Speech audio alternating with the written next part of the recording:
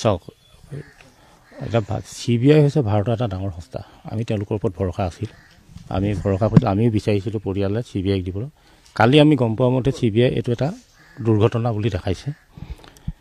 আৰু এই দুৰ্ঘটনাটোৰ বিষয়ে বিশেষকৈ আমি পৰিয়ালে আগতেই কৈছোঁ যে জোনমণি ৰাভা অকল আমাৰ পৰিয়ালৰ হৈ থকা নাছিলে জোনমণি ৰাভা গোটেই অসমৰ মানুহৰ তাই এটা যিটো ন্যায় পাব বুলি চবে আশা কৰি আছিলে আৰু ন্যায়টো ইতিমধ্যে সকলোৱে গমেই পাইছে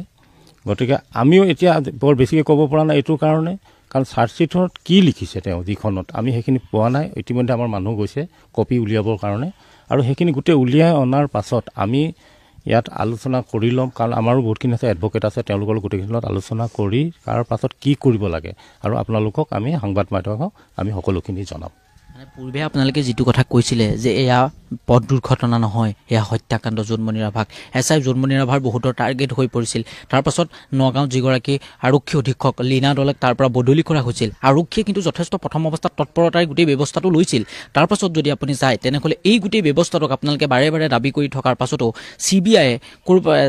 যিখন কালিৰ দিনটোত চাৰ্জশ্বিট দাখিল কৰিলে সেই চাৰ্জশ্বিটখনক লৈ আপোনালোক সন্তুষ্ট নে অসন্তুষ্ট নাই এতিয়ালৈকে আমি সন্তুষ্ট এইটো কাৰণেই নকওঁ কাৰণ এতিয়ালৈকে আমি গম পোৱা নাই আপোনালোকৰ মুখেদি বা আমি কাৰোবাৰ মুখেদিয়ে শুনিছোঁ আমি গোটেই কপিখিনি উলিয়াই লওঁ উলিয়াই লোৱাৰ পাছত আমি কৈছোঁ বাৰে প্ৰতি যে আমি আলোচনা কৰিম আৰু মানুহ আছে আমাৰ সকলোৰ লগত আলোচনা কৰি আমি কি হয় কি পদক্ষেপ ল'ব লাগে সকলোখিনি আপোনালোকক আমি খুব সোনকালে জনাম তথাপিতো মানি ল'ব পৰা নাই আপোনালোকে অন্তৰেতে আমাক কেতিয়াও মানি ল'ব নোৱাৰে এইটো অকল আমি বুলিয়ে নহয় আপোনালোকৰ মানে আমাৰ সংবাদ মাধ্যমেও আপোনালোকে বহুতখিনি এইটো কেছটোলৈ হেৰি কৰিছে মানে সংবাদ মাধ্যম প্ৰচাৰ কৰিছে আপোনালোকেও নিশ্চয় এইটো মানি ল'ব পৰা নাই ঠিক তেনেকৈ আমিও মানি ল'ব পৰা নাই অসমৰ ৰাইজে হয়তো মানি নল'ব ঘপকৈ এই কথা পুনতে মাতৃগৰাকী আছে কথা পতাৰ কোনো পৰিৱেশ নাই মই পুনতে আপোনাৰ কাষলৈ আহিছোঁ মাতৃ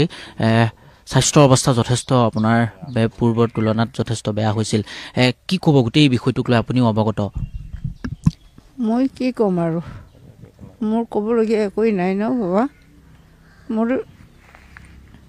মোৰ এতিয়া চোৱা মেলা মানুহেই নাই মোক দেখভাল কৰিবৰ কাৰণে কোনো নাই